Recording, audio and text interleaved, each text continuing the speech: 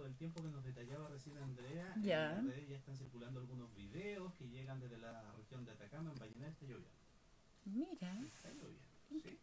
Hace ya como media hora que está lloviendo. bueno, está bueno que caiga un poco de agua, ¿no? Sí, todo eso relacionado con esto de, de los efectos de tormentas eléctricas en la cordillera, pero se han desplazado un poquito más hacia el interior. Vamos a estar viendo qué pasa entonces allá en la región de Atacama.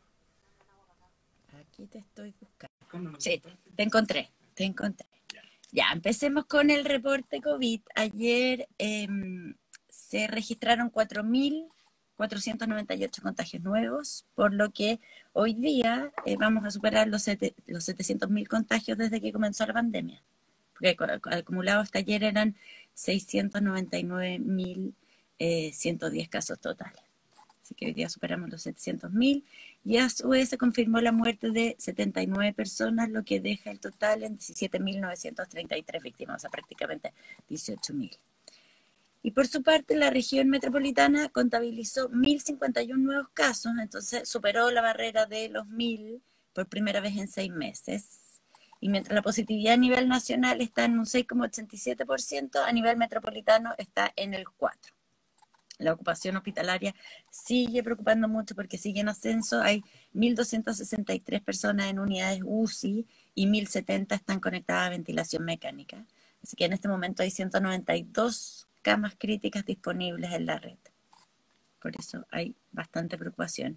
Y hoy día se reúne el comité que ve cómo, que toma las medidas, el comité con el presidente, ministro y especialistas, y ahí claramente va a ser el tema el permiso de vacaciones, porque para alegría tuya, que has estado presionando por esto, el ministro de Salud dijo el sábado que vamos a tener que regular el permiso a algunas regiones que estén más colapsadas, comprometidas con más casos. Eso fue lo que dijo Enrique París en el balance del día sábado.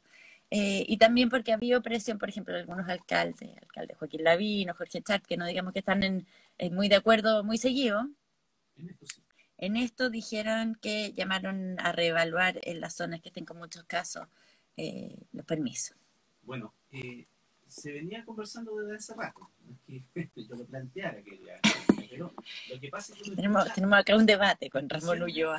A los alcaldes de las zonas más turísticas en donde han manifestado su preocupación, precisamente eso.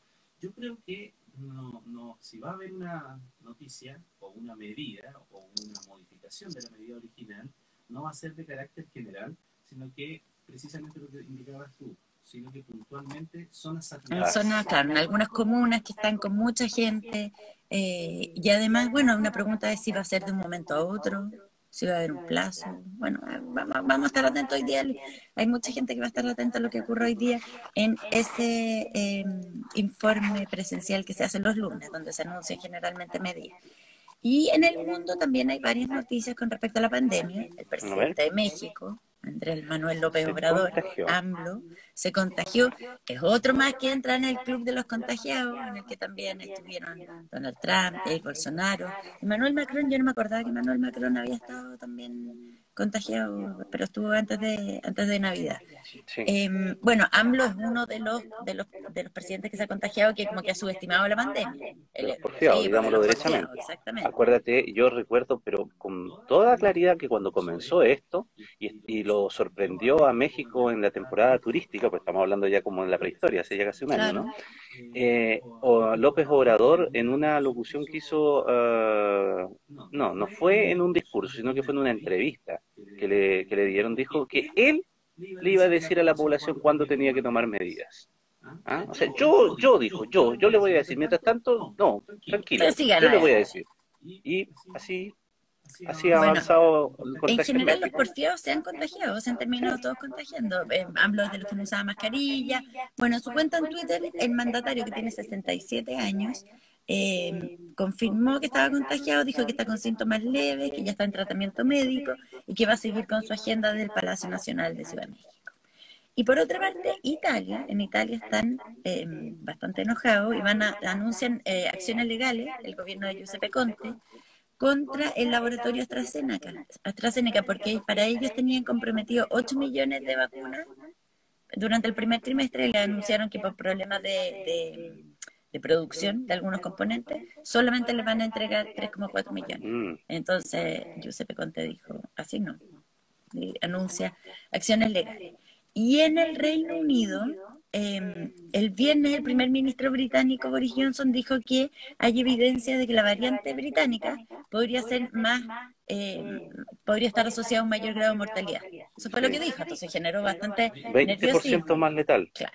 Y científicos británicos han salido a decir que todavía los indicios no son muy claros, que no saben, o sea, que saben de dónde viene la información, porque hay un estudio que hablaba de esto, pero el coautor del estudio dijo que todavía es una pregunta abierta. O sea, que todavía hay ciertos indicios, pero que no es una pregunta abierta, que no está confirmado, y en general los asesores estaban muy sorprendidos de que Boris Johnson se hubiera arrancado con los tarros con esta noticia. Tampoco es tan sorpresivo. El señor Johnson también tiene su estilo. Suele arrancarse. Bueno, es que a lo mejor yo creo que Boris Johnson lo que está haciendo es tratar de meter miedo para que de una vez por todas puede ser. Se guarden. Perdón. Fue consultado aquí el ministro Enrique París durante el fin de semana y fue bastante cauto y diplomático para señalar que estaba en estudio y que él se regía por lo que señalaba la Organización Mundial de la Salud y que la Organización Mundial de la Salud todavía no tenía una evidencia clara respecto de que fuese más contagiosa a ese nivel esta nueva cepa o variante, sí que tenía, más grave, claro, sino que sí más contagiosa. Es más contagiosa, pero lo que no está claro y lo que han salido también a discutirle varios expertos de Boris Johnson es que sea más mortal, que más grave. Bueno, eso son las cosas que están pasando con respecto al COVID. Podría ser un día importante en términos de anuncios. Y, bueno, la ONEMI fue el tema del fin de semana. ¿A ti te sonó el teléfono? Sí. ¿A ti? ¿A ti te sonó? Sonó. A mí no me sonó el teléfono. Estaba muy confundida cuando me sonó, porque además el mensaje, ya se hablaba harto de eso, estaba con una reacción bastante extraña. Entonces yo dije, no estoy en la playa, no entiendo qué es lo que tengo que evacuar, pero dije, es algo con el COVID. Alguien me está denunciando que estoy en la playa muy cerca de alguien. Estaba en una fiesta a lo mejor. Estaba en una fiesta. Estaba acá muy guardada en mi casa en Santiago. Bueno, entonces fue bien confuso. Y ante esta situación que se vivió el sábado, como cerca de las 9 de la noche, el gobierno está exigiendo respuestas inmediatas a la ONEMI, porque hubo miles de mensajes del sistema de alerta de emergencia que llamaban a la población a evacuar las playas ante una posible alarma de tsunami. El mensaje fue mandado a las 8:30, hasta 8:36 de la tarde, porque hubo un sismo en la Antártica chilena, un sismo 7.1. Entonces, el texto tendría que haberle llegado a 80 personas en la base O'Higgins, pero terminó llegando desde Alto Hospicio para abajo. Claro, lo que se ha hablado esto de la duplicidad de códigos, y eso necesita una explicación mayor porque lo que se indica es que eso evidentemente no debió haber ocurrido porque el operador de la ONEMI, que al que primero todos buscaban y había hasta memes de eso, alguien que estaba digitando mal, estuvo lleno de memes durante esa tarde, las autoridades no lo han indicado como el responsable, sino que esta empresa externa. Dicen que desde la ONEMI efectivamente se hizo la cuadratura exacta y se envió el mensaje, pero que esta empresa externa, por este error de duplicidad de un código, que en realidad hasta ahí llego con mi experiencia porque no tengo idea más que significa eso. Dicen que en el fondo, claro, no fue una falla humana, fue una falla del sistema, porque el código de la Antártica era el mismo del código de Alto Hospicio. ¿Cómo ya, pasa eso? Ya, pero eso, que lo tiene que programar. Yo no programé el sistema. Entonces, estaban duplicados, y lo que terminó pasando al estar duplicado es que entendió el sistema que había que darle a todo el territorio. Se mareó el sistema. Pero hay una cosa que yo tampoco entiendo, ¿por qué a algunos les sonó o no? Eso también es una pregunta, porque a ti no te sonó ya. Yo cabía en el arca y tú no. Claro, porque el error tiene que servir para diferenciar entonces por qué algunos sí, por qué algunos no, estando en el mismo lugar. Ya, fue porque entonces a otras de estas compañías de teléfono no les llegó, por ejemplo, no sé si tenemos la misma compañía de teléfono. Yo también tengo Antel. Ya, ¿viste? Es que alguien me decía, no, si Antel no le llegó. ¿Ves? Entonces es distinto. ¿Ves? Algunos sí, otros no. Eso no se entiende. ¿Y sabes lo que tampoco se entiende? No se ha explicado mucho. Es el mensaje propiamente tal.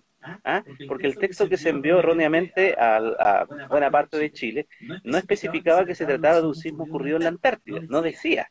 No decía dónde, no decía No nada de lo que decía. estaba ocurriendo, Entonces, decía, si, desocupe y si mantenga dice, la distancia. claro, porque si dice en la Antártida, también uno si está en Arica puede decir, bueno, entonces ya, ok, Ya, pero me lo tomo con calma. me lo tomo con más calma. Entonces, como también no está solamente que el sistema o el código haya fallado, sino que la escritura del mensaje, alguien lo Ya, hizo, pero o lo además, hizo una, Ramón, lo hizo una súmale máquina. que en la zona central, porque llega la alerta 8:36 y a las 8, no sé, 42, hay un temblor fuerte. Ah, no, sí, es que además Entonces se yo dije, ¿cómo concluyó ahora todo. la UNESMI logra adelantarse al temblor? Esto es increíble. Mi hijo me dijo eso. Obvio. Papá, yo supe hace 20 minutos Pero que que había un era temblor. temblor. Por Que toda había la un temblor. razón, porque además fue fuerte. Ya, y entonces eso fue un temblor que hubo con epicentro en Farellones, pero que se sintió en toda la zona central, entonces todas las localidades playeras, costeras, imagínate, parece que se pusieron nerviosos. No, obvio, ni loca. Las imágenes de Iloca fueron, bueno, habían dos noticias allí. Una, la pésima, porque el susto, evidentemente, Iloca vivió una Sí, porque situación hay tremendamente un compleja, trauma. entonces solidarizamos con la sensación de pánico que debieron haber sentido en su momento y todos los recuerdos del 27F del 2010. Pero por otro lado, la buena noticia es que la gente actúa ya muy disciplinadamente y rápidamente busca resguardo más allá de los errores que haya. Pero evidentemente lo que decíamos al principio cuando comenzábamos el programa y que la autoridad también lo ha señalado, esto tiene que quedar claro, más allá de los memes, de la situación, de que sea divertido o no, que el sistema, que la persona que operó, que apretó mal el botón. Lo que tiene que quedar claro es qué fue lo que sucedió y total transparencia para que se entienda, porque de eso depende muchas vidas cuando Claro. ocurre de verdad. Bueno, entonces se habla de que va a haber una auditoría técnico-jurídica para efectivamente despejar qué es lo que pasó, porque había mucha crítica por el efecto que esto tiene sobre la credibilidad del sistema. Ahora, si vuelve a sonar la alarma, escape igual, si es mejor, es más Sí, que menos. es más que menos. Ahora, lo último para esto es que uno no puede no reírse de repente de las cosas, porque cómo se sobregira la situación. ¿Viste el video de La Serena, del personal?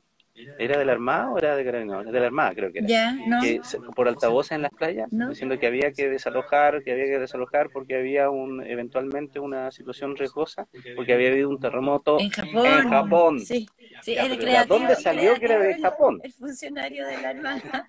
Bueno, había que encontrar una explicación, había que dar Te pasaste de certeza, rosca. Ya, bueno, sí. había que dar certeza rápida. Ya, bueno, certeza. Ahí empieza a haber alguna certeza en la carrera presidencial. ¿Viste? Con 22.573.000 votos. Ese fue el último recuento que yo vi, pero creo que después iban en 27.000. Están los cómputos como finales, pero no está Sí, cerrado. pasaron de los 27.000 después de la medianoche. Ya, de militantes independientes, la senadora Jimena Rincón se impuso al exministro Alberto Undurraga en las primarias presidenciales de la DC. Según los conteos de los últimos conteos que yo vi, Rincón tenía el 57% y Undurraga el 42%. Y Undurraga reconoció temprano, ayer en la tarde, la victoria de Jimena Rincón. Y entonces ahora, bueno, la ya precandidata de la DC corre contra el tiempo para lograr un espacio, digamos, en las encuestas donde aún no figura. Así que tiene una tarea, pero ya está definido quién es el candidato de la DC. Por otro lado, también en el oficialismo, Mario Desbordes fue proclamado como el precandidato presidencial de Renovación Nacional tras el Consejo General este sábado. Claro, el asunto se dio en medio de tensiones. Un día antes, el senador Francisco Chaguán, que era su competidor, se bajó y además no sé qué congelaría su militancia, cosa que se supone que no se puede hacer. Entonces no tuvo contendor, Desbordes tuvo 269 votos de un total de 369 dirigentes, o sea, el 72%. Claro que hubo abstención porque podían votar hasta 500 consejeros, pero finalmente entre que no se conectaron hubo entonces un total de 369 que votaron y Mario Desbordes tuvo el 72% de los votos.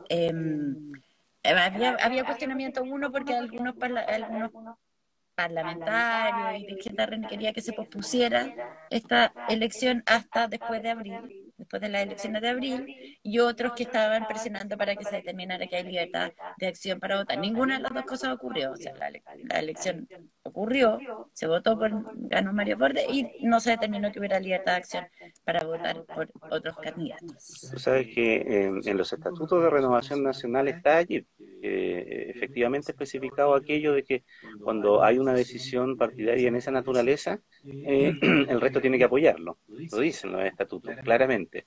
Incluso establece sanciones para quien no lo haga.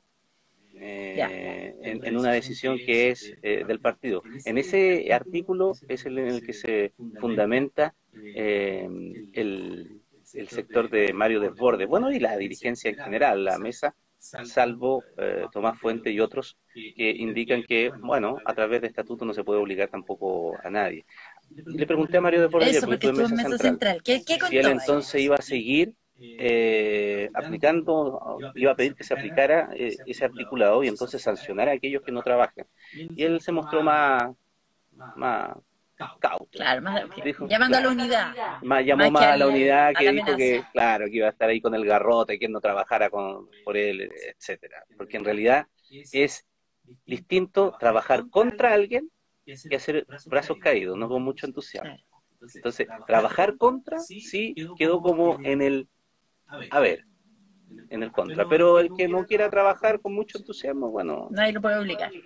Se puede. ¿Y qué dijo con respecto a todo la carta de Carlos Larraín, la bajada de Francisco Chaguán? Bueno, decía que le había, primero que le había parecido que no se habían respetado por parte de ellos la regla del juego, porque dijo que habían tenido una relación bastante buena con Chaguán y que iban a hacer juego limpio, y que él consideraba que no había ocurrido eso al final. Además, le había dolido mucho que hubiese hablado de falta de transparencia, de que esto estaba todo arreglado, y etcétera. Y de Carlos Larraín no quiso andar mucho más, porque dijo que hay un sector que él tiene clarísimo dentro del partido, que algunos dan la cara y otros no, dijo.